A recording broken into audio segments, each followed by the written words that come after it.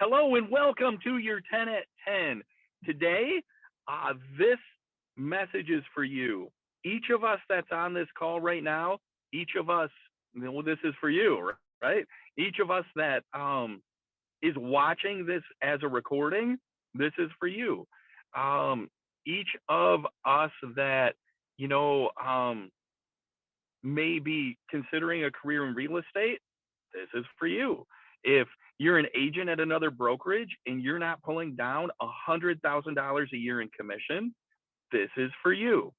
So I'm not going to give you a lesson on KV Core today. I'm not going to talk about the next home back office. I'm going to talk about something that's way more important than that. I have been a broker for a very long time now, and I've seen lots of agents come in and out, right? I've seen lots of agents that have become very successful, and I've seen agents that have washed out in a relatively short period of time. And so I'm going to talk about the two things that are the very most important thing. Like, I'm a former engineer. I'm a data guy, right? I'm a statistics guy. I look at the data and I look for correlations. And these two things, they're going to seem like no-brainers, but it's a tough message, right? For somebody in the business. It's a tough message for somebody that doesn't understand. And, some of us veterans that have been doing this a while, it's a good wake-up call and a reminder. And anyhow, these are the two most important things. When you think about other industries, right, professionals in West Michigan that are making over $100,000 a year, right? What is one thing that they all have common? You think about the professions, you're thinking about doctors and lawyers and engineers and mid to high level managers and pharmaceutical sales reps and, all of these professions. The vast majority of them that are making the kind of money that we all want to make, the vast majority of them work over 50 hours a week, right? The vast majority of them, they are told when they need to show up for work and when they can leave for work. And all of the time in between is theirs, right? It belongs to the boss, the manager of the company. And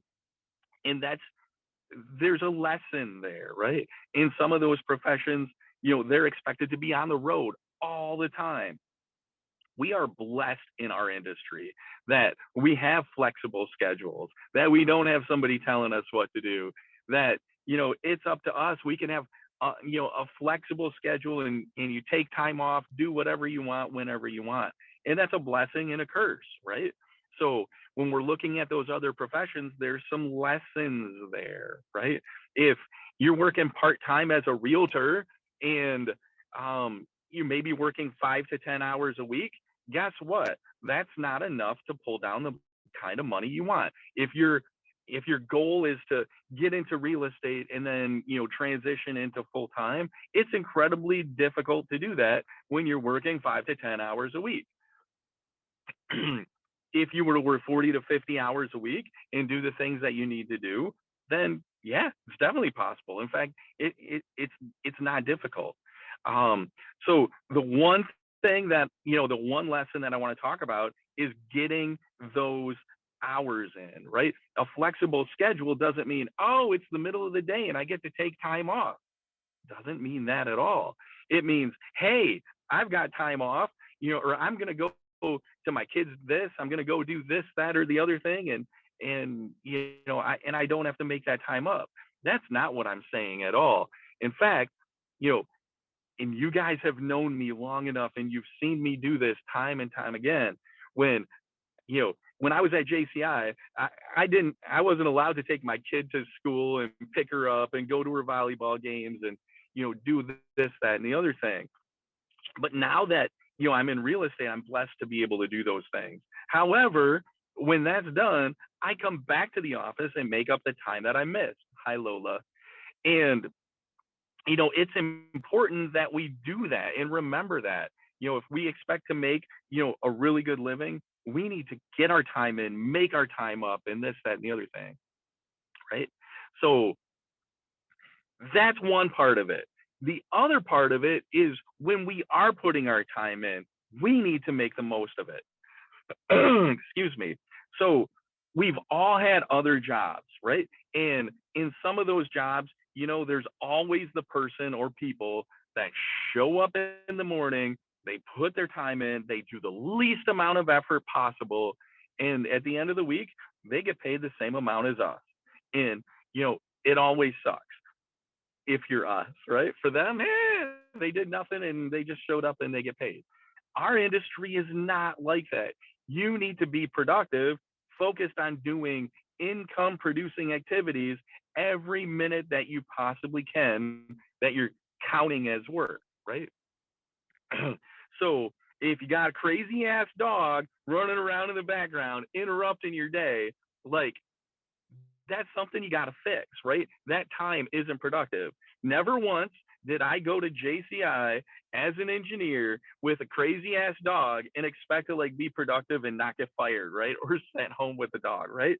Never once when I was at JCI did I show up for work with all of my laundry expecting to get the laundry done while I'm working. Never once while I was at JCI did I watch Sports Center all day or soap operas or Dr. Phil. Like it was just you don't do that, right? Why didn't you do that? Because you're not productive and people would yell at you.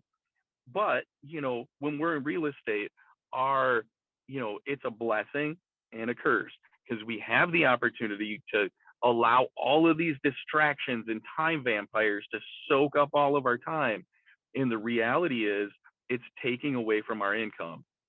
And you got to fight to protect that because that's the most important thing. Those two things are really important, the amount of time you put in and the focus that you're doing it. And, when I say focus, and I am definitely talking about income producing activities, you take that a step further. And the single most important thing out of all the successful realtors I've ever known is that they every single day, consistently and religiously, it's not follow up, although that's really important. It is marketing to your sphere of influence. So you need to do that every single day. You need to be productive doing that, focused on that. And if you're doing those two things, putting your time in, focusing on those, you're going to be successful. I have no doubt in my mind. And I'm going to give you some extra credit because I have 60 more seconds here.